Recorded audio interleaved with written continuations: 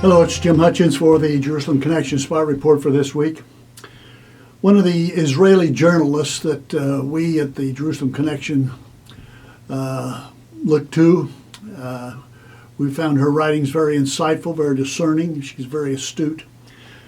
And I want to read just a portion of a recent article that she did with regard to the new proposed head of the DNC, the Democratic National Committee. She writes, Congressman Keith Ellison, remember that name, Keith Ellison, from Minneapolis, is now poised to be selected as the next leader of the DNC, the Democratic National Committee. This position is a powerful one. The DNC chairman, like his Republican counterpart, is the party's chief fundraiser. When the party is out of power, the party chairman is also treated like its formal leader and most active spokesman. Keith Ellison. Ellison is head of the Democrats' Progressive Caucus. His candidacy is supported by the incoming Senate Minority Leader, Senator Chuck Schumer, and the outgoing Senate Minority Leader, Harry Reid. Obama has indicated his support for Ellison. Senator Bernie Sanders is enthusiastically supporting him, a Jew supporting this man. Ellison made history in 2006, when he was elected first as the first Muslim member of Congress. As a representative of an overwhelmingly Democratic district, once he won the Democratic primary in 2006, he was all but guaranteed that he could serve in Congress as long as he wished.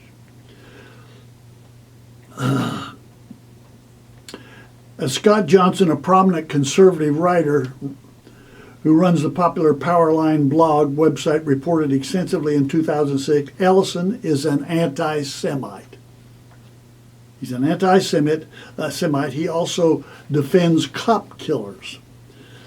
As Johnson reported, Ellison was a longtime member of the anti-Semitic Nation of Islam, Louis Farrakhan's organization, his outfit that... Ellison's association with the Nation of Islam dated back at least since 1989, stretched at least until 1998. During that period, he not only knew about the Nation of Islam's Jew hatred, he engaged in it himself. Ellison engaged in Jew hatred himself. As Johnson noted, in 1998, Ellison appeared at a public forum as a spokesman for the Nation of Islam. As a member of Congress, Ellison has been among the most hostile U.S. lawmakers toward Israel. He has close relations with his Muslim Brotherhood-related groups like the Council on American Islamic Relations, CARE, the Islamic Society of North America. Both groups were unindicted co-conspirators in the Holy Land Foundation terrorism funding trial implicated in funding Hamas and Al-Qaeda. Ellison, a supporter of the anti-Semitic BDS movement, boycott, divestment, and sanctions movement that's prevalent on secular campuses today. He's labeled Israel by likening the Jewish state to apartheid South Africa. Under his leadership, we can expect for Democratic politicians to veer even further away from Israel. Democratic politicians to veer further away from Israel and to embrace the slander that Zionism is racism.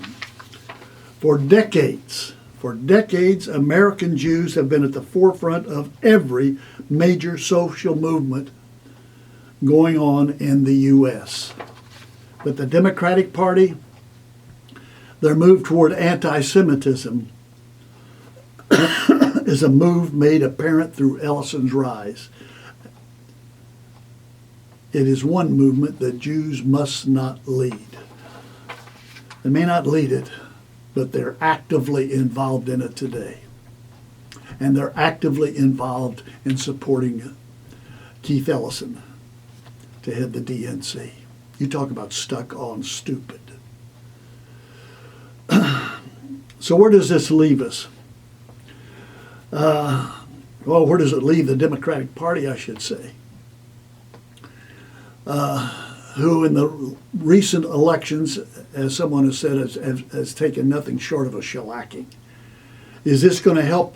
Is this going to improve them? Is this going to win them the heartland of America? I doubt it. I don't think so.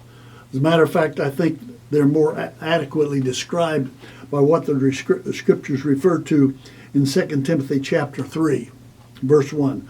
But mark this, the scripture says, mark this, there will be terrible times in the last days.